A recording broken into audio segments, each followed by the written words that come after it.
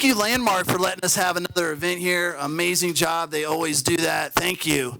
And really want to thank our panel. I'm going to introduce them. Superstars in the business. We are so fortunate to hear what they have to say about the real estate business, getting leads, keeping leads, getting them to call you back, whatever the case may be. First of all, we have Ray Rivera, United Real Estate. Thank you, Ray. Thank you. Have Kim Knapp with Caldwell Banker. Thank you, Kim. And then we have Jena Dennis with Great Expectations Realty. Thank you. So, Jena, what did you do with your first commission check? I want to get to know you guys a little bit personally. Can you remember what you did with that big first commission check that you made? The first one or the first big one? The first one. The first one. You know, I really don't even remember. It was so small. It was a short sale, and it was by far the best transaction I've ever done because it was for like $100,000, and I have never worked harder for a commission check. Yes, yes. I learned so much, and it definitely, formulated who I am as an agent, as a broker. Yes, yes. The lower the amounts, the harder the work. We get that. Kim, Mercedes, or BMW, what was it that you did? Yeah. Yeah, this blue-collar worker wasn't even thinking about that kind of stuff. So it was 23 years ago, and it was a, like $95,000 property, and that wasn't a short sale. That was rocking. And I put it in the bank. I mean, I didn't have any, it was the first one. I didn't have any bigger thoughts of, like, what was going to happen, and that was actually, like, a, pretty decent amount of money, and all I thought to myself is, can I do it again? I like it. Repeat, rinse and repeat.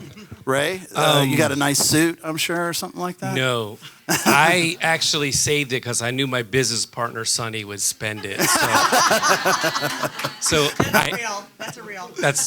So honestly, I put it away, the first one, because I first started in doing mortgages. Oh, wow. Back in the day, why would you want to do that? I was a finance guy, and so when I got into the real estate business, it was, I'll do mortgages. It's similar, right? Money, mortgages. And Sonny was the one that convinced me to do real estate.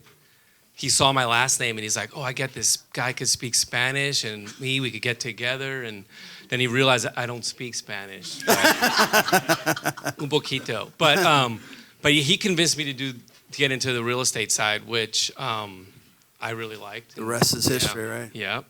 Well, before you let go of that, Mike, where are you from? I grew up in South Florida. Okay. I was born in New York, but my parents moved to Miami in the 70s. So has anybody seen the show Griselda on Netflix? Right? So I remember when that was real. I was a teenager when that, or in the 80s, but that craziness, that Cazzoli's pizza shootout, that was like 10 minutes from my house when that really happened. So that's where I grew up in Miami in the 80s. Excellent. And what was the ugliest house that you've ever been in? Can you remember that off the top of your head? The worst thing you walked was, on? when the market shifted, I know we're going to talk about business and generating leads, and you always have to figure out, what's around the corner. We got into the REO business because we started our brokerage in 2007, and if anybody's been in the business that long knows what happened in 2007. It's probably the worst time to open a real estate office. And so we got into the distressed market and we got into REO business. And there was one that when I got out, I didn't even go into it was missing floors. It was not in the greatest part of town. So I definitely remember that one. Very good. Yeah. Kim, where are you from? I was originally born in the Midwest. I was raised in Illinois, surrounded by cornfields and like 25,000 people. And you detasseled corn when you were 14 because you could make good money and work at 14. And I ended up in upstate New York via Key West, and that's not a story I'm sharing here. And I spent a great deal of time in the 80s. It was like being shark bait. But so. Anyway, I ended up in upstate New York, and that's where I met my husband. And in 2000, we moved to Plumbing Island, and I got into real estate. The rest is history. Can you remember the worst condition house you've ever seen?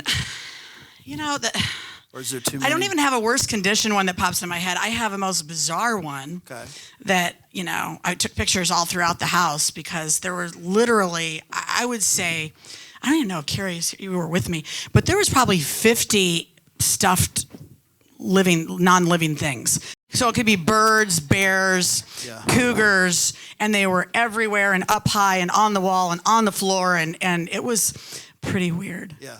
So. Jena, where are you from? Originally from Jacksonville, born and raised, and by choice I moved to St. Augustine. Very nice, very nice. This is when you say St. Augustine, a peacefulness comes across, you know? It is. You know, I feel the same. I love St. Augustine. It's a small, charming community. It's growing quickly, but I know, right, it's growing quickly, but it still has that kind of European feel to it. And can you remember the worst house you've ever been in? So I am a magnet for those types of properties. I don't know why, but I've had a couple that were some doozies. One that comes to mind was where the gentleman had passed in the home and not been found for months. And he had a dog, and if you can extrapolate from there, it was a horrific situation. Yeah, so did you stage that house, or? Staging is not quite the right word. We remediated and ended up a unique situation. We ended up making a tremendous amount of money because a lot of people wouldn't take on that type of property. Yeah, interesting. So I did very well with it. Lesson number 1, do what others are not willing to do. 100%. Okay. Yeah. Okay. Hey, remember, everybody, I want those questions down. Jason's going to collect those. So please write down a question, one question. We want you guys to be involved in that. In a couple minutes, we're going to pick them up and start doing them. So this is about leads. We're all interested about leads. How do we get them? What do we do with them? What are the best places to get them? So on and so on, going into 2024. Ray, what are your top agents doing? What's their best source of leads, and based on where you sit, what do you see? Sure. So we have around 400 agents, from brand new to been in the business a long time, longer than I've been in real estate. And we get this question a lot, like, hey, where do I generate my leads? And real estate is a lead generation business. Selling a home, writing a contract, you guys that have been in the business a while know you're gonna learn how to do that. The one thing when I meet an agent, and Sonny calls me the half glass empty broker, and he's the glass half full. But I call myself a realist, and when I meet with agents, and I see a few of mine here in the audience, I say these are the top 2 reasons agents fail, and it's not like I've been writing it down, I have a statistic on it, but I see these 2 things coming up, and the number one, I'll start with number 2. The number 2 reason is they don't manage their time. So agents are not good at managing their time. They want to get into this field because they're their own boss, but it's also probably the 1 or 2 killer in the business because no one holds you accountable. And if you can't hold yourself accountable, you need to get an accountability partner, because not managing your time will crush your career. But the number 1 reason that agents get out of the business is they don't have enough leads. They don't have, I call it a contact sport. It's about generating contacts and generating people. So like she said, she's from Jacksonville. She was born here. She has an advantage over you guys that have just moved to Jacksonville. I don't care what you say. If you just moved to this town, you're at a disadvantage to somebody like her who's been here her whole life. But how do you combat that is you have to generate leads. So I'm not going to steal Kim's thunder, because what she's going to say, because I saw your message, is super important. Oh, that was an eternal email. Eternal email, but it is important because that is the number 1 way to stay in the business, and it's sphere. I'm going to let you talk about sphere and growing your sphere because you do it better than I think anybody out there. You have a huge following, but I deal with a lot of brand new agents and say, how do you generate business? And so I went through it. I'm going to save some of them for later, of actual places where you could buy leads and places where you could generate leads by paying a referral fee. So it is important to have a gamut of, I call it fishing. So if you're fishing out the back of the boat, you could have 1 net or 1 line out there and it's working, right? And it's pulling you a lot of fish. But if you have like 4 or 5 lines out there with different types of bait out there, if the fish don't bite on that bait anymore, you still have other things that are generating business. So what happens a lot of times with you guys is you'll find something that works, and that's all you spend your time doing. You'll buy Zillow leads, and Zillow works and it's great. Or you'll do another lead source and you spend all your time doing it, and when that dries up or they start selling those leads to other agents in the market, I've seen it in the past 17 years, then they're starting over. So I think the number one thing is to diversify your lead sources. It's super important, especially for you new people. But if you want to know specific, do you want me to go over some of these right now? We'll get to that, and we definitely want to. I know when I go to these things, guys, and I've been doing this, and Kim, we've gone to conferences, Inman, and Sonny and I have gone to Buffini and Mike Ferry and Tom Ferry. We've done all of them. If you could get one or two bits today, and so what I wanted to do when I came in is I want to give you a couple of places where you could try to get a, lead source for you to add to. I like that. I like specifics. But I have some of those for you. I'll save some. Okay, let's do it for sure. Kim, what's your viewpoint on this? I know you have some talking points. Well, I was just going to say, leads is an attractive topic. Leads? Where can I get leads? Right? But at the end of the day, it's building a sustainable business. And I do want to say that there's no excuses. I moved here in 2000, sold $6 million my first year. My hair was on fire. I didn't know I sold $6 million, just somebody else told me. Like I was keeping track. I was just trying to do the next thing, and I'd been here 3 months. But what you do is you do what other people won't do.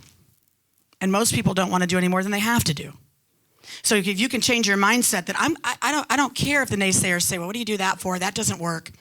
And you have to be committed to the process. So whatever you're going to do for those leads, or that conversion or that repeat business, you can't say, I'm going to work out sometimes. I'm going to eat right occasionally, right? You don't get results. And if you decide to work out 4 days a week, on day 5, after you worked out 4, you go like, wow, I haven't lost any weight. This doesn't work. But that's what we do in real estate. We go, well, I quit. That doesn't work. And so you have to, there's hunting and there's gathering. And hunting is, you can get up and hunt anytime you feel like it. You can say, whether you want to buy leads, you want to go to for sale by owners, you want to go to expireds, knock on doors. You can hunt anytime you want. But you can never wake up one day and say, gosh, I have a few extra minutes. I think I'll gather. Right? Gathering is, you got to find a field, you got to till the field, you have to, clear it and fertilize it and plant it. And the first year the harvest is sort of like, meh, but it gets more fertile over time. And when you can be consistent, then that makes the difference. And that is having relationships, talking to people, following up. They may think you're awesome, but that doesn't mean they're thinking about you. There's science behind that. We talk about Ninja in our office and the reticular activating system. People can think you're great, but when someone talks about real estate, do they say, Kim Knapp sold me my house? Or do they say, oh, do you know my realtor? Kim Knapp. That's 2 different ways of thinking about you. But when you can begin to go ahead and do that referral business where you have a plan, personal notes, birthdays, FaceTime, coffee, phone calls, whatever it is, over time, and then you can get up and hunt whenever you need to. And you may not have to hunt all the time. And the longer you're in business, people have been at 15 years, you're like, I don't have to really hunt that often anymore. But you always got to be prepared to, because when somebody moves your cheese, the people who have been in the business a long time go, I don't want to do that. I don't want to call people. I don't want to do for sale by owners, blah. But this is your business, right? This is your business. So, and the other thing I was going to say is I passed out to my agents when I'm speaking sometimes a bracelet that says, do it now. And I had one of my agents tell me recently that I saw you had it on. And I'm like, when did I give that to you? Like 2 years ago? And he said, no, this was a game changer for me because I put things off. And I always say, if you can do something in 2 or 3 minutes, just do it now. Just do it now. And for agent personalities, sometimes we put things off. And now we got like really important things to do and this thing that has to be done. And our hair's on fire and we're stressed out. And we're not really, being our best. And have more than one lane. So are you going to work your sphere? You're going to do open houses? Are you going to do open houses to keep the seller happy? Are you doing open houses that you prospect? Are you knocking on the doors on either side when you get there and saying, hey, I'm going to be here doing this open house. Here's my card. If anybody blocks your driveway or anything, let me know. I'd love for you to come by and take a look at it. I'd love your feedback on it. Now you're prospecting for sellers. Do you have a plan for how you're going to convert the buyers? Are you passing out everything you have about the house to them? Or are you saying, hey, would it help you if I sent you the seller's disclosure and the survey on this property? So open houses, that's just quick, but the open houses are a lane. You need to have minimum, I would say, 3 lanes. Interesting. You said, real quick, you said FSBO and expired. That's still, you feel, a very viable place to get it? Well, and here's Get the leads? thing. Expireds aren't what expired this morning always. You can look at what expired a year ago, 2 years ago, 5 years ago, and say, I know this is crazy, but I see that you raised your hand 3 years ago thinking about selling your house. You took your house back off the market. Your house is the kind of inventory we need right now. Would you consider selling your house? Excellent. Excellent. Jena, what's your thoughts on this? So, can I ask you guys a quick question? How many of you read real estate books and self-improvement books? Okay. So, how many of you have read Ninja Selling? Okay, awesome. So, I am a huge manifester. I believe everything that you want, if you manifest it, it will happen.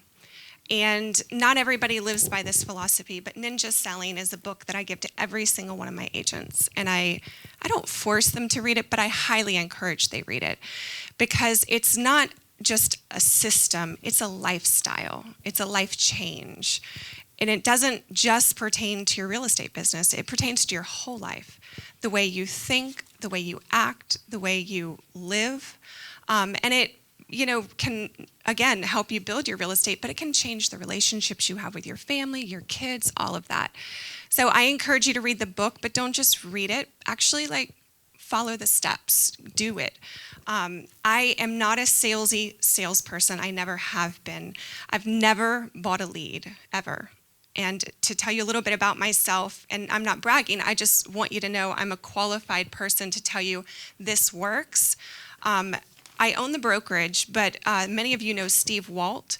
He's a real estate professor. He's been teaching the brokerage course for probably 30 years. He's taught half the people in this area. He manages our brokerage, and I co-manage.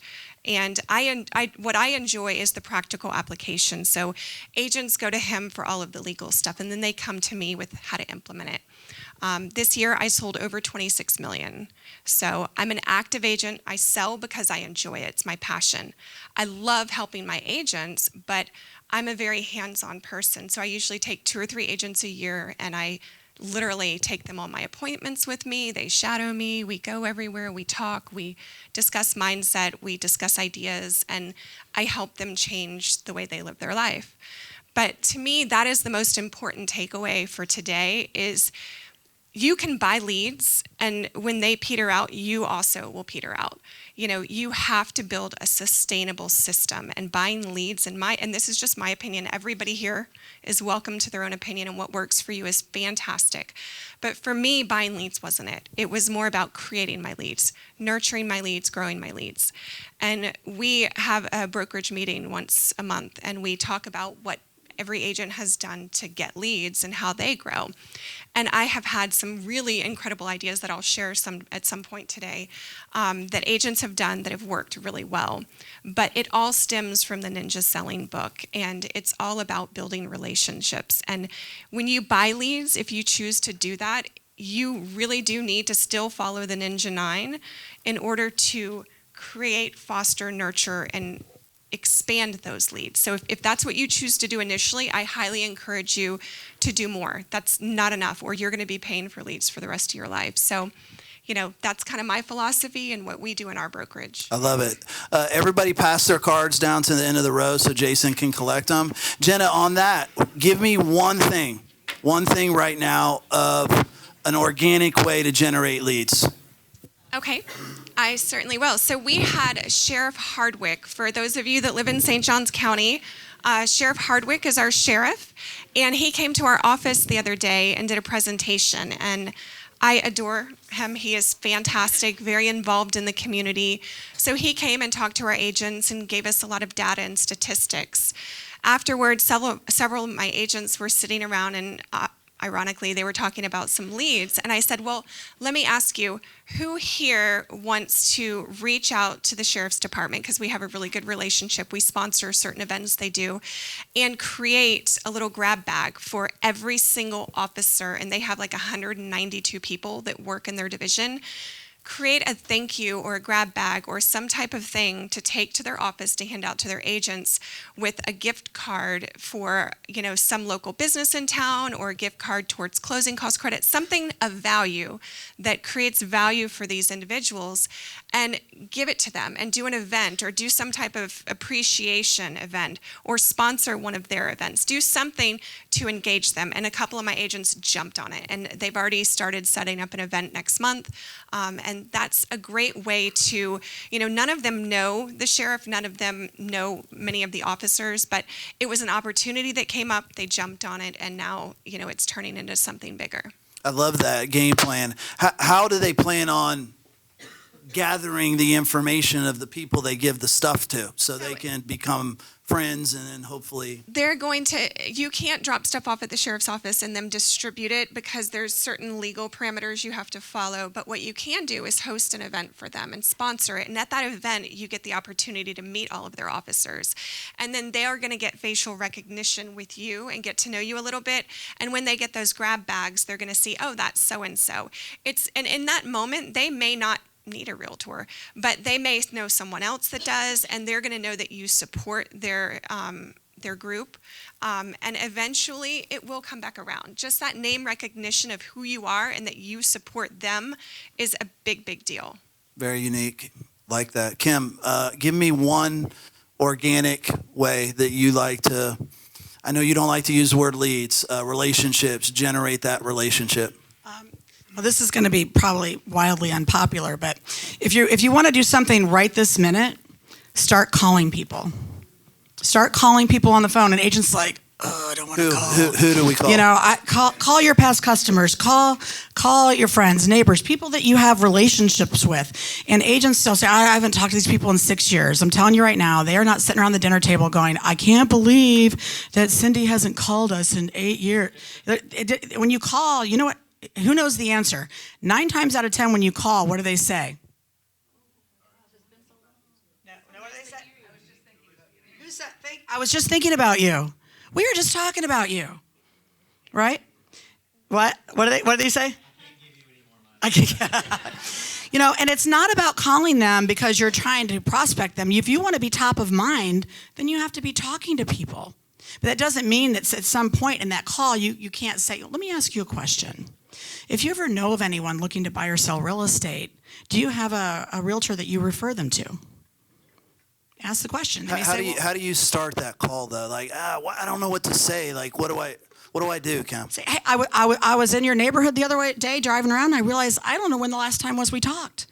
How are you doing? Great. How's the family? Right. And then you forward call, right? Family, occupation, recreation, dreams.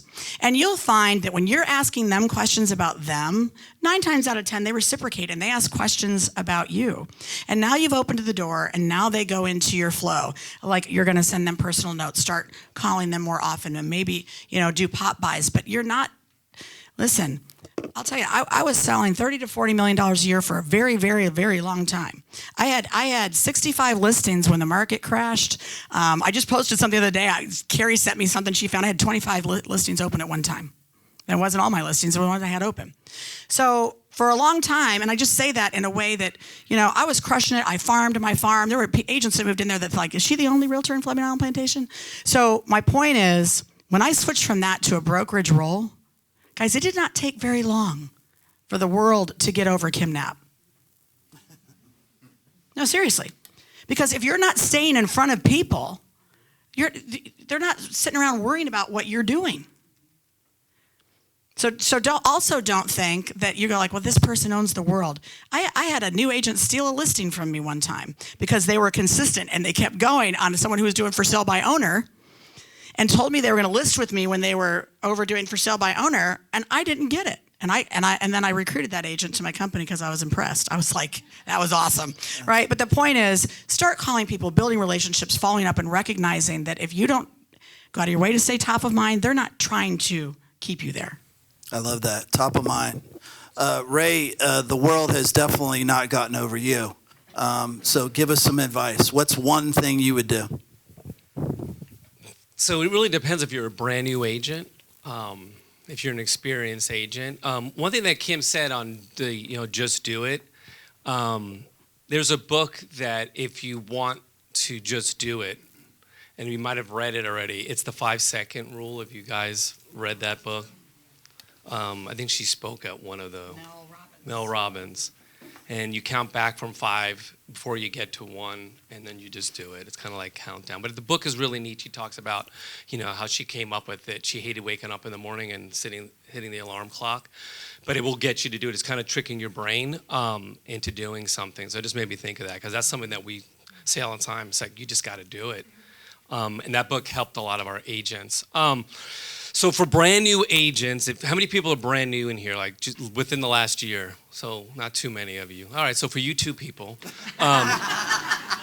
here's something that a lot of agents, so if you're in other markets, New York, Miami, most other markets but Jacksonville, you do not make much money showing rentals, right? Here, it's kind of unfortunate because you do a lot of the work if you're driving them around and you get 10% or a small amount.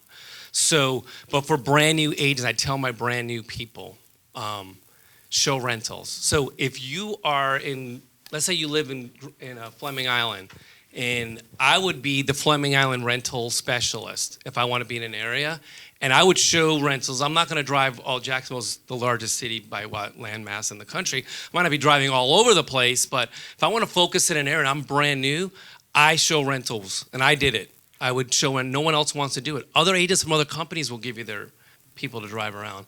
But if you're going to be in a specific area and show those rentals, because those renters, most of them will eventually do what? Buy. And you're going to take the time to show them something. And when you're brand new, you need the experience of opening a door, showing a property, talking about the property. It gives you the experience, and you can mess up a lot easier on a rental than when you start working with some of your buyers out there. So for the brand new people, I get a bad rap showing rentals. I would do it. You're probably not doing anything anyway. So get out there and show those rentals, and then get them with one of your lenders, because sometimes they don't even realize they could buy. And no one's having that conversation with them. And there's a lot of home buying, opportunities with programs, and I know these guys have that. So definitely for the brand new people, that's something that gets a bad rap. Do that. For the experienced people, I was at a seminar, and I wrote this down. Like I said, if you get 1 or 2 nuggets that you'll actually do, most you're going to hear a lot of stuff today, and maybe do one of them. But I heard this one, and I thought it was great. I'm going to mess it up. She called them Magnificent 7 or the Fantastic 5. I don't remember what she called it, but what she said is get a hit list of 5 people or 6, 7 people, and people that you look up to in not just real estate, but in other industries. So maybe it's a lender, maybe it's an insurance agent, maybe it's a financial planner, maybe it's an attorney. She said get 5 to 7 people that you look up to that are good in their business, and make them your Magnificent 5 or your Fantastic 7, right? And she said and these people that are very successful usually have egos, and they love to help. When somebody goes to them and asks them, hey, I really respect what you do. You've grown this business. I would love to take you to coffee and just pick your brain. I'm trying to grow a business, because that's what we're all doing here. We're growing a business. You're not employees. You're business owners. And you want to look up to some other business owner that's successful and get them, take them to lunch, ask them what they're doing. And you're doing 2 things. You're learning how they became successful, and 2, you're building a network. And that network is key as you become experienced. You want to be, like you said, it's awesome when you just said that. When someone thinks of Knapp when you were killing it, they were saying, Knapp sold my house. No, Knapp, she's the agent you want to call. And it's like the self-fulfilling prophecy out there. So that was like, wow. When I heard that, I was like, wow, I never thought of that. That's a great idea. And so we did that. Sonny and I divide and conquer, and he picked 2 or 3, and I picked 2 or 3. And we would take them to lunch or to coffee and get some tidbits, and we got leads from them. I'm sending referrals back. Man, to I us. love that. I'm feeling the fire, guys. I hope you guys appreciate the weight on this panel of the experience and the know-how. I'm really picking up some good stuff. Jason, throw us a question out. All right, so question, Jena, what are some keywords to use to get people to call you back? Oh, that's a good one. Keywords. So for me, usually it depends on the person. I'm going to listen to what their needs are, what their concerns are, and base it off of that. It's not so much about me and what I think, the keywords are. I'm going to pick up whatever their keywords are. So if I have a conversation with them and they say, I'm super stressed right now, work is tough, I'm driving 30 minutes every day to take the kids to school, or, I might pick up that the commute is weighing on them, and, you're looking for major life changes, and listening to what they say are going to help you use keywords. And, when I talk to a customer, I very rarely bring up real estate, even if it's just a friend. If I call a friend, I let them bring it up. They know what I do.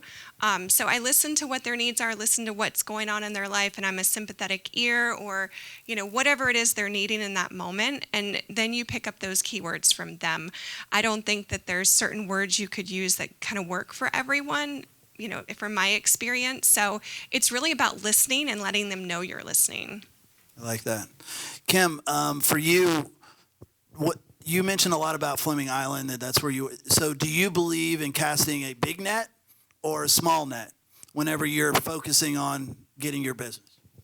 Well, I'd start by saying when I first got started in real estate, I went wherever real estate was, right? You have to go wherever it is. But as I grew in my business, and that's, all of it, it's processes. You have to have systems, checklists. And as I grew in doing those things, and my business grew, then I began to start really, narrowing in on things where I really didn't, I did maybe 3 or 4 5 buyers a year. The rest of the team did the buyers. And I would really mostly stay in Fleming Island. I might take a listing in Mandarin just over the bridge. And then I referred it to friends of mine, all over, Northeast Florida. But I mean, that comes with time. You can't start there, right? You have to, So you did narrow your focus down throughout your career. Well, did that develop into more business by narrowing it down? So I farmed Fleming Island when it was a brand new neighborhood, and I had people say, it's brand new, everybody just moved there, why are you doing it? And I was like, I don't know, I live here, and I'm going to get to know these people. And you can't listen to naysayers. I had nothing but naysayers in the early years of my, why are you doing that, why are you doing that? And I quit telling people stuff, not because I was hiding it, because I just didn't want to burst my bubble, and I was excited.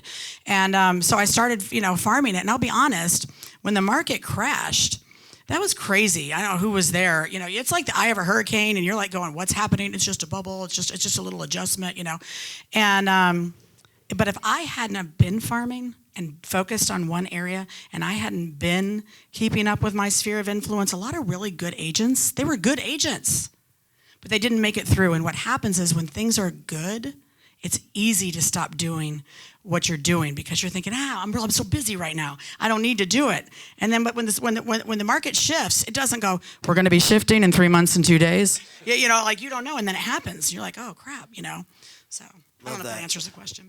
Jason, what do you got? All right, Kim, I'm gonna let you go again here. Do I really need to do video? God, these questions are good. We got some good ones. Well, here's what I'm going to say. Like, if social media is not your jam, it's not going to work for you anyway. Like, if it's just not if you're like, this is just not my jam. Like Tom Knapp, my husband, he doesn't have a Facebook account. He wouldn't care to have a Facebook. If he had one, it's just not going to happen, right? So if it's not your jam, it's not. But the reality is, too, like, things are changing, right? And so it may not just be video, but sometimes it's just getting on Zoom with people and getting your face out there or sending a video, message. You can use video in other ways. Like I'll send my agents like silly birthday videos with Snapchat, you know what I mean? And use video and just privately, like between us, because it's fun. So, but I just think like to do production and have reels, that's going to work for the people who lean into that. If you don't, then find your lane and it's okay. Very good. Can I say something real quick? Yes. if those of you that know me, I don't do video really. You don't see me on social media, but I have a business partner that will and does, so I don't have to. So, but I will say another thing I went to, and this guy made this point, and it resonated with me on people doing videos, because he was a video about doing videos in social media, and if you're not doing social media in your business, somebody should be doing it for you, because that's where the consumer's eyeballs are. You could make it old school, but you need to be in social media. But this guy said this, because people, who likes themselves on video? Who likes the way they look? Nobody likes the way they look on video. Who hates the way they look on video? And he said this, he goes, that's what you look like, so get over it. So you are who you are, and it kind of was like, shoot, that's right. I mean, that's you. Your face is your face. You got to get over it. If you have pink hair, that's your thing. You know, you're going to attract the people that are attracted to you. So if you're afraid of doing video because you don't like the way you look, he said, get over it. That's what you look like. So I'm not saying everybody needs to do video, but if you're thinking about doing it and want to do video, do it, and don't worry about what you look like. Yeah, I like that. Jenna, I like this topic, video. Are you big into video? What are your thoughts? Not at all. I very, very rarely do video. It's just not my thing. And I think a lot of it depends on who your customer base is. You know, the older generation I have found are like, what the heck is that? You know, it's not their thing. The younger generation's far more into it. It really depends on who your audience is. So that's kind of one of those things. I think this is correct that the millennials that are moving into the buying space are going to be the largest generation we've had so far, right? So there is that part of reconciling that you know, I'm getting older, they're getting older, right? They're moving into that space, and then how do we get their attention? So we do need to be mindful of that. Excellent. Ray, let's start with you. I want to get in the nitty gritty on buying leads. We're going in a different direction. Where would I start first? What's the best place to do it? What are your thoughts on specifics with that type of thing? Does anybody buy leads here currently? Nobody. I know you do. So buying leads gets a bad rap. I remember doing the first company I worked for, the trainer was great, and he said, and Kim is a testament to this, you list to last in this business. And I still remember him saying that. And I'm like, I'm going to prove him wrong. I like working with buyers anyway. They're easier and da-da-da-da. But you can only work with so many buyers. You could have 25 listings and still have a life. Can you have 25 buyers running them around? It's impossible. It's impossible. So that's why you list to last in this business. So eventually, I'm a true believer, and I'm sure Kim would say the same thing, you have to transition your career to at least 50-50, 60-40 listing versus buyers, unless you grow a team. So Sonny and myself, when we started our brokerage in 2007, we got into lead generation, internet lead generation early on. We were the first customers in the country that had a Boomtown account. We had Boomtown, the guy that started Boomtown, who I know personally, had his brother start using it. So we were their first customer that we went to their offices, and they have our check, because people wrote checks back then, in their conference room that we bought their first system. So we've been in lead generation for a long time. It's definitely changed. Everybody's doing it. You have Chime or Lofty, Sync, Boomtown. All the big brokers have their own. So the quality of those kind of leads have definitely diminished over time. But the consumer, and talk about the millennials, they are going online. So it's still a relationship business. But if you're new to an area and you don't have any leads, I think you're crazy not to look at lead generation. Because you can do it the old school way, knock on doors, do open houses. Those things still work. I tell all of my agents, do an open house. When Sonny and I started real estate, we did open houses, and he'll tell you this if you guys know Sonny, every weekend. And it was 4 hours. It's like not like you're there there all day. He would do a Saturday, I would do a Sunday. He would do a Saturday, I would do a Sunday. And you generate business. People see your signs, that you have your signs with your face on them. If you're an agent and don't have your face on a sign, you're missing out. I went to a training and I looked really young when I was 35. I looked like it was my graduation photo. And so one of the customers said, "Oh yeah, I looked at this and it looked like it was your bar mitzvah photo." So I didn't have my photo on my card. I did a training. The guy called me out in front of everybody. He's like, "Who's this Ray Rivera guy?" And me, he's like, "Why is your face not on your card?" I'm like, "Oh, I look young." And they're like, "No, get your face on your card." People will see you visually and they'll associate you. And the more they have your signs out there, the better. So I know we didn't talk about open houses, but I'm a firm believer in open houses. You guys put your face out there. Kim, I knew agents that were trying to get listings in Fleming Island and they wouldn't because like, "Oh, I'm not gonna get the listing." Kim controls that neighborhood, right? So you're going back though to leads, though, you're a big proponent of Boomtown, obviously. Boomtown is good, but there's lots of other ones. We have Lofty too, which is great. I like their AI component. But going back to buying leads, the reason I wanted to preface that is buying leads is not for everybody. You don't have to buy leads. But if you want to, there's systems. So the reason I like a Boomtown or a Lofty or a Sync or whatever there is, you need a CRM to follow up. So the backside of Boomtown and all these CRMs are really good because you want it to automatically email out to your customers. The number one thing in the stat is the first person that reaches out to an internet lead has a 97% chance of working with them. So that was some stat that they threw out. One of the things, it was an MIT study, blah, blah, blah, blah, blah. And it was like, so basically what they're saying is the first person, because do you think like if Ant is going on, he's moving to Ohio or wherever, he goes on and looks and Googles, like, I don't know, Columbus houses for sale, right? He goes on there, he's gonna get a bunch of places. He's gonna go, oh, that site's pretty. And then he looks at some houses, he might register or whatever. Then he goes to the next site, maybe a RE/MAX site and registers. The first person that calls Ant up and says, "Hey, Ant, I saw you were on my website," and blah, blah, blah, blah, blah, blah, blah, he has a better chance, 97% chance of working with them over the second, third, or fourth person that reached out. All right. Speed to lead. Speed to lead. But I do have a few. So do you guys want to hear some that Yes. agents are working? So some of them are referral based. You pay a referral when you close the deal. Some of these you're going to get on the waiting list, and some of these fees are a lot. And so they're not for everybody. So some of our agents are using Rocket Homes. Ooh, I know you don't want to hear that in here. But they providing a lead, but their referral fee is very high. It's almost 50%. I'm not a huge fan of that one, but some agents are using it. OJO, if anybody signed up for them, they have a couple of different plans. Some agents are getting good stuff from them. Upnest, UPNEST. Upnest, has anybody tried Upnest? Have a couple of agents using them. Agent Pronto. Agent Pronto is another site you could look up. But do your research. Some of them are better than others.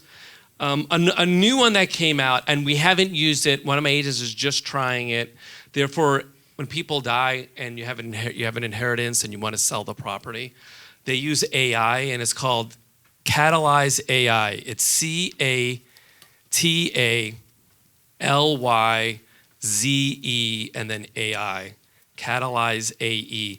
And they use an AI to find out who's potentially going to be looking to sell their house because there was a death in the family.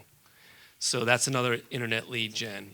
Yeah, Catalyze AA. So that works for some people. There's a few others. You guys all know about Zillow. It's the most expensive, but it's the number one site that consumers go to. And it's like that elephant in the room. We like, ugh. But the consumers still go there. Homes.com. Have you guys all put your information on Homes.com? They have a tremendous amount of money. And I met with them. Their goal is to take out Zillow. So does anybody do commercial in here and know LoopNet and CoStar? They own Homes.com. And they have $1 bazillion. And their new thing is you're listing your lead. So if you're a listing agent, definitely want to Make sure your stuff is on homes.com. You're going to see a lot of ads coming out from homes.com. They have a ton of money to spend. And if you've been to a NAR conference, you see how big their parties are, how much money they're spending to try to get in front of you guys. Yep, it's crazy. But yeah, and then a couple of other quick things. Facebook ads, you guys doing any of those? Paid Facebook ads? Those will work. You've got to be careful. And then one last one, which is not an internet lead, but HUD properties. You are allowed to advertise HUD properties, even if you're not the HUD listing agent. Did you guys know that? So HUD properties, in their agreement with their agents, you as an agent can advertise a HUD property. The HUD, HUD lets you do that. So if you're looking to generate leads, you can do a Facebook ad on a HUD property. You got to you have to say whose listing it is, but you can definitely do that. So Love those specifics, Ray. Thank you. There's a couple more. Yeah, go ahead, please. Fast Expert, Home Light, those are referral fees. Op City, you may be on a waiting list for Op City. I would also get on Facebook and join What Should I Spend My Money On? There's, 50,000 agents, and what should I spend my money on?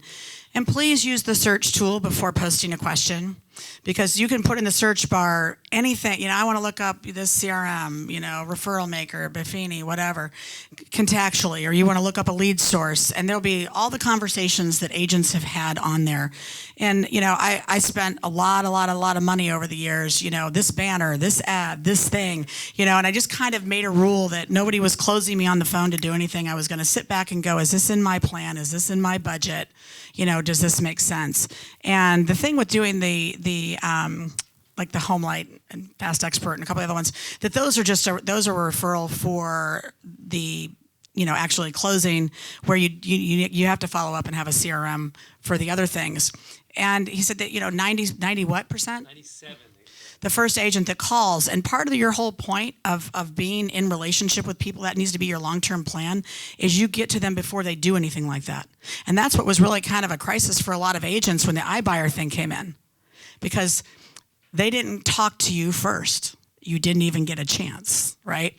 And so that's just why I'm just repeating myself on how important that is. Like it. If I may. Yeah, go ahead, Jena. I think the ideas that Ray has are great for purchasing leads if that's what your MO is. But if I can just remind you, if you are going to buy a lead and let's say you close the transaction, please, please, please nurture them after that. Get to know their sons, brothers, uncles, cousin, keep up with them for the next couple years and build that relationship, because you've paid for them and you might as well. And that's how you become sustainable, is by using those leads and those closings and grow them.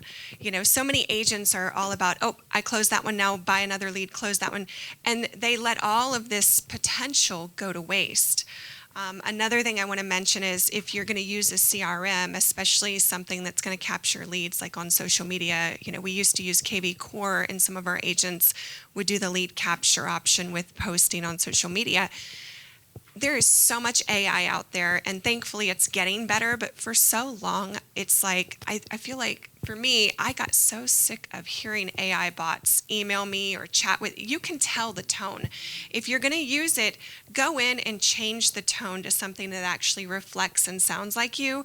Change up the wording. Don't just be lazy and let it do it for you, because you and 500 other agents in your town are using that same exact dialogue. So change it up, mix it up, make it more interesting or more engaging, because I think the consumer has gotten smart. They also are tired of getting spammed by 500 agents, so you're going to have to do something to make yourself stand out, and there's nothing better than doing something that creates value. So figure out how you can create value for these leads that you're going to capture, and that'll make all the difference in your career. Love that. Thank you, Jena. That's awesome. And great info. Jason, what do you got for us? There's a couple agents that had similar questions on this. So if you identify as an introvert real estate agent, do you believe it'll be harder to generate leads? If so, what advice would you give this type of agent as an introvert?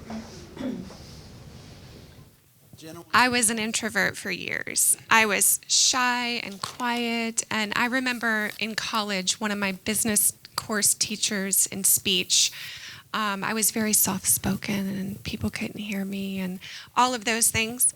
And she said, "You are never going to make it in the business world. You are too meek, too quiet." And ironically, I'm a licensed auctioneer. So for years, I know, right? I made a fortune in the auction business, and I've actually won Rookie of the Year for Florida Auctioneers Association.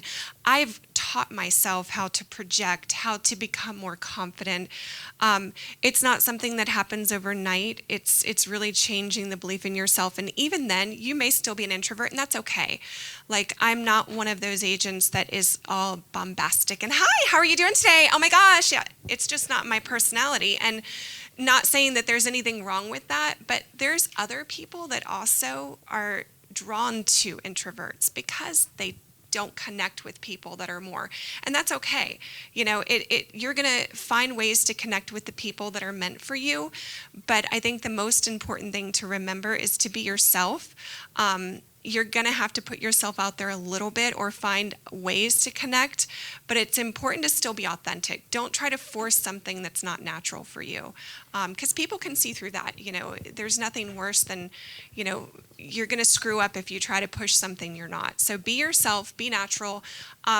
Education is what made me more confident and more, not necessarily less of an introvert, but it gave me points to kind of interact with people and speak about confidently, and it pulled me out of my shell. So I did a ton of education, and, you know, I learned a lot. I took as many courses as I could.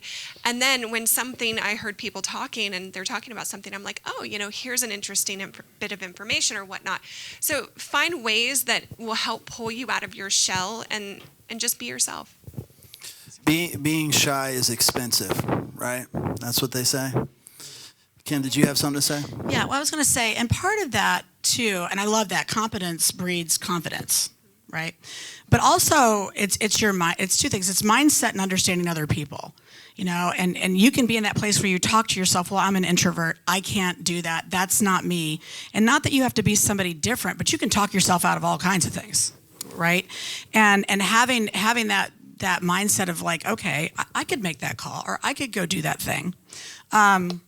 And part of that is like, what are you reading? You know, there's, I mean, whether you're like how to win friends and influence people, it's not about being loud. It's about having relationships and understanding what other people need and not making it about you and making it about them. And, you know, so I would suggest, if you haven't read that, to read that book, and understanding personalities, because also we internalize how people are towards us, you know. And I always pick on Carrie because, you know, she's my niece and we're family, so I can do that. But she's much more gentle. She's lots more, you know, words, and feels a little more tendency to explain a little more. And I might be straight to the point. You know, I'll tell my agents, you're going to ask me a question, let me interrogate you, you know, because it'll just be faster, right? So, you know, and I have to learn to listen to the story that someone wants to tell me. They want to tell me, well, I had this buyer. Well, actually, I got him through Zillow, but I actually knew him. You know, they knew Susie and whatever. And, you know, then we started looking, I'm thinking, oh, my God, what's the end of this story, right? But I've had to learn to listen to that. But she's had to learn that when someone's direct and to the point, not me, a customer, they're not yelling at her, right? But so we have to figure out how other people's personalities are, and then we can adjust on how we're responding, or we can match or not internalize and take it as personal. And I think being an introvert, sometimes that can keep you even more closed and isolated by not understanding, this person's not questioning me. They need details. They like details. That's super important to them to have details. Right? So I don't know, just a thought. Yeah, Kim is right on that. That's another thing, going back to the Ford questions, and then just spells that out for you. If you're not good at talking to people or you don't know what to say, always ask questions. Let them answer. And then there you are having a conversation before you know it. So learn the Ford questions and practice those. I know it sounds funny to practice them, but seriously, practice them on your kids or your husband or your best friend, whomever. Ray, 5 years from now, look 5 years out, when you're on a beach somewhere or a mountain, what does real estate look like at that point? And what I mean is, what does that agent look like, that successful agent 5 years from now? What are they doing? What are their best practices? How do they generate leads? Is technology just going to take it over, or is the human going to win? I've had that question asked just recently, and there was a study, and Kim brought it up. So the millennials that are going to be the largest population buying homes, this is maybe about 4 or 5 years prior to today, they said, we're not going to need agents anymore. Do you remember when all the internet stuff started coming out and people were going to buy homes? There are companies that started and went under where you did it, the whole process through the internet. And few of those companies aren't around anymore. And so they did a study and they said, why do these companies go under? And these millennial kids, that generation wants you guys, wants us. Because what have their parents been doing for them? Everything. So, and it was, and I wish I could tell you I thought of that. I watching somebody else talk about it, and it was so true. He said the millennial generation, which is going to be kids born, I think, after 1984 to just before 2000, they're going to be the largest generation buying, and the parents have been doing everything for that generation. So a lot of those kids are still living with their parents, and the parents are involved in their transaction.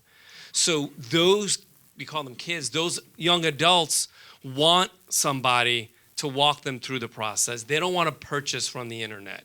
So if you hear that the agent is going away in the next 5 years, it's not happening, because that generation of people out there buying want us. They need us. They want to feel like, am I making the right decision? They look up to authority. It's really interesting. Now, the Generation Z, we'll see. I don't know about that generation yet. But for the millennials in the next 5 years, they still want us. The thing that they do look at, though, is they look at reviews.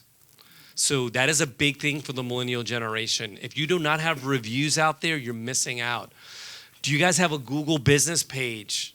You need a Google business page. If you do not have a Google business page, you're missing out.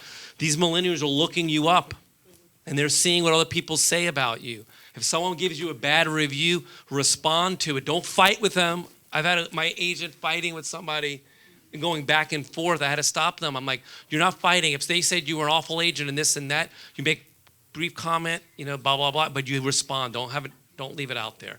Trying to get Google to take it out. Let me know if you're successful doing that. I haven't been able to get them to remove things that don't even apply, but mean people out there. But in the next 5 years, we're still going to be around. So that's one thing I wanted to say. The millennials need us. They want us. They want to feel like they have someone that they can go to ask those questions. Technology is going to change what we do.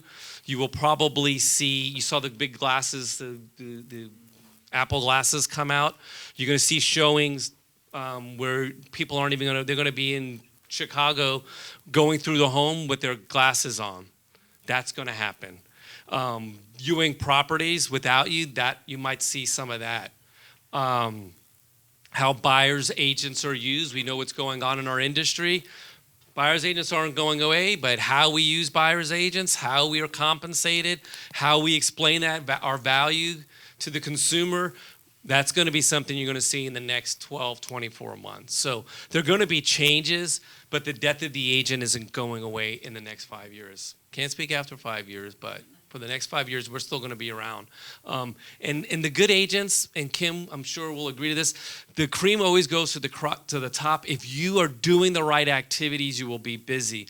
It's the consistency. Kim said it earlier. You have to do it every day. If you're waking up and not knowing what you're doing something wrong. This is about the buyer side real quick. Yeah. Guys, this is good news. No matter what happens with the lawsuit, that it is time now that as when you're working with buyers, you're going to have to start creating your value. If you didn't do buyer consultations before, you better start doing them.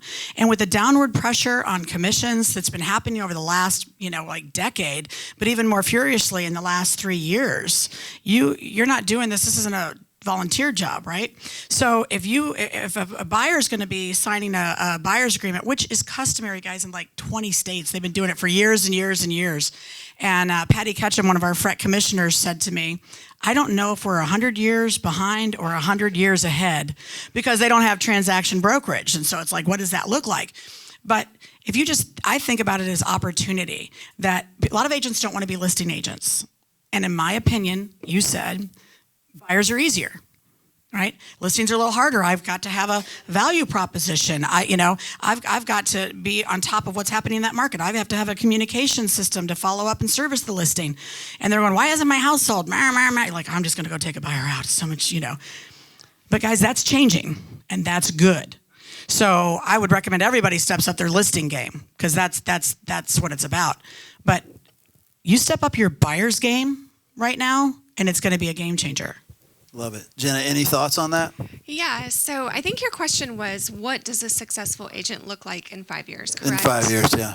Okay, so for me, that question kind of dials into two things. Number one is invest in yourself. So I was talking to someone before the break, and we were talking about buying real estate ourselves as agents, and what that looks like, and investing in real estate and growing your portfolio. So I am a firm believer of that. You should be investing in real estate, and this is just a personal thing I tell all my agents. When you invest in real estate, you learn a lot more, and you experience it from a totally different angle, and it makes you a better agent.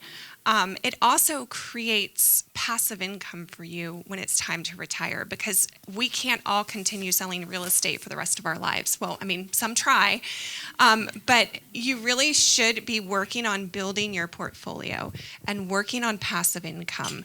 So my husband and I's 3-year goal is to fully retire, and we will have enough passive income to live very comfortably. Now, that's not to say that we might not still be buying and selling, and I have special customers I'll always work for, but we have a goal, and we've worked for that for the past 10 years, and we're bringing that to fruition. You guys need to have a goal for yourselves, not just to continue selling real estate for the next 10 years or 20 years or however long. So that's one thing. If you want to be a successful agent in 5 years, start right now, start tomorrow. And there's DSCR loans. I know Amanda Solari is really good at those. So there's so many different types of loans. A lot of people are like, well, I can't afford that, or I can't do that. You can. Start now. Figure out what product you're going to use to buy your first investment property next month, okay? Put it on your goal chart, work towards it. And then to answer the second part of that question, I feel I primarily do commercial and redevelopment now, and that wasn't something that I started out doing. It started out in residential, and then I started doing short sales, foreclosures, and then that brought an opportunity. I had an investor I was working for, and next thing you knew, we were doing 1031 exchanges, and I learned all about 1031 exchanges, and then I started delving into every single opportunity that came in front of me. I ran with it, and I didn't sling crap to the wall to see what would stick. I poured myself into it to learn every nuance and facet so that I could add more value. So I have customers that come to me now that I've built relationships with.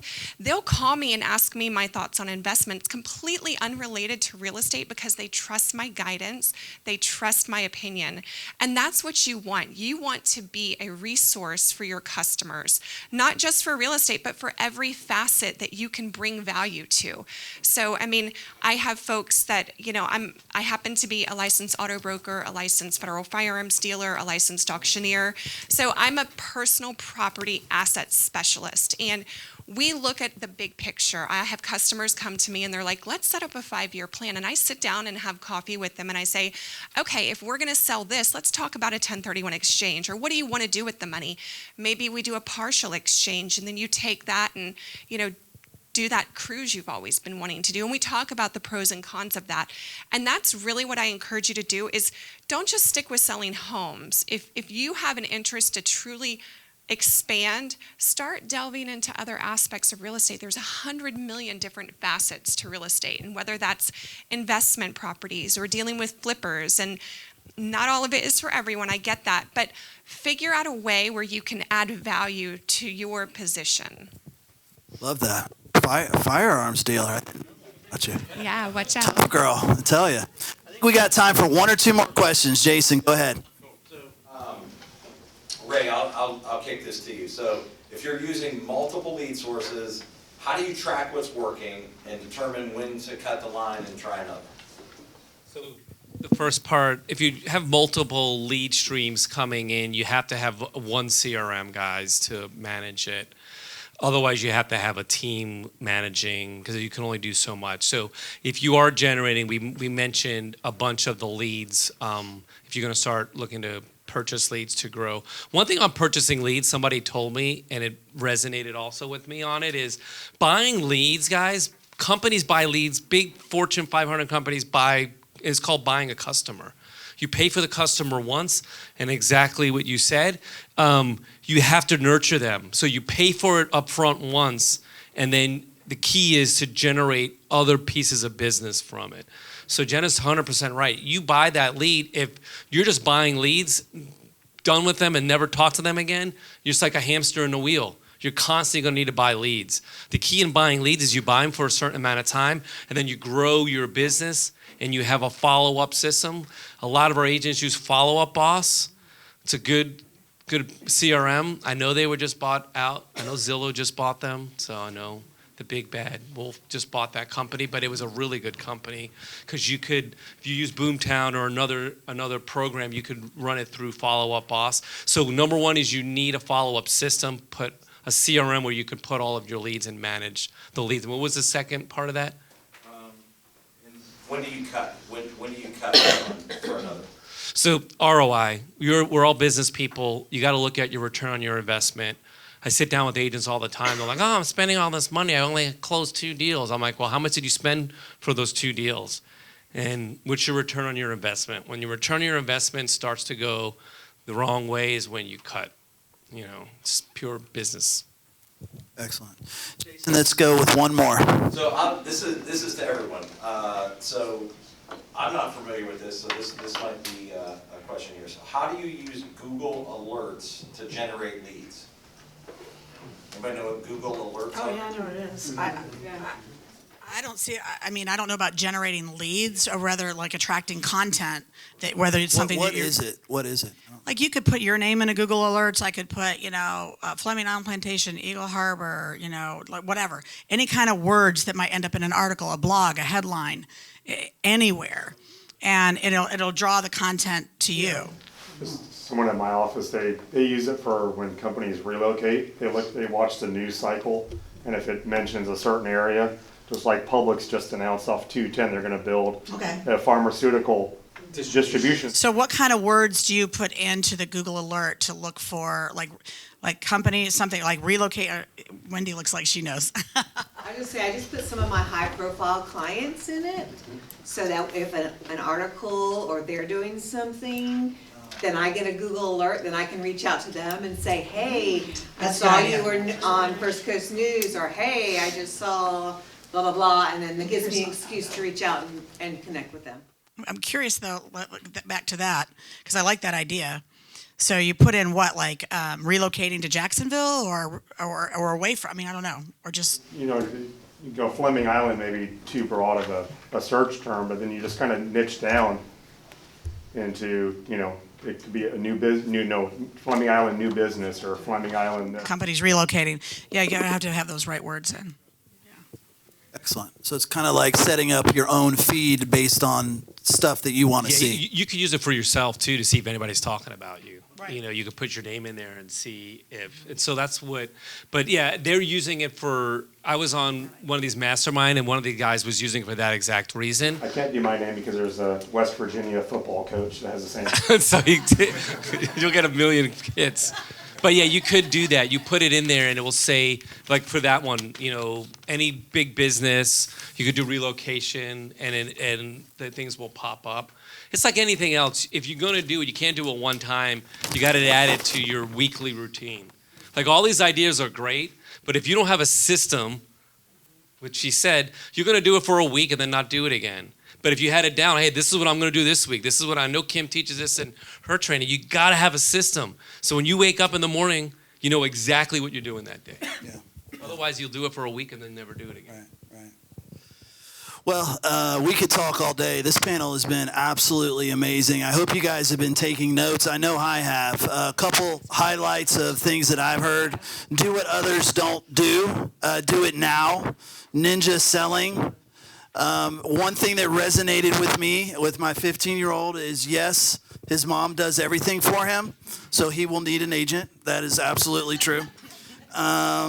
We talked about multiple different lead sources, Rocket Homes, UpNest, the list goes on and on. We talked about a unique idea about the sheriff's office that Jena was sharing with us.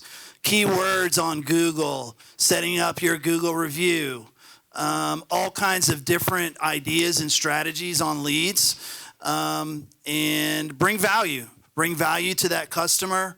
If you're going to buy them right off the bat, make sure it's a customer for life. So I hope you guys enjoyed this. I know I did, probably one of my favorite ones.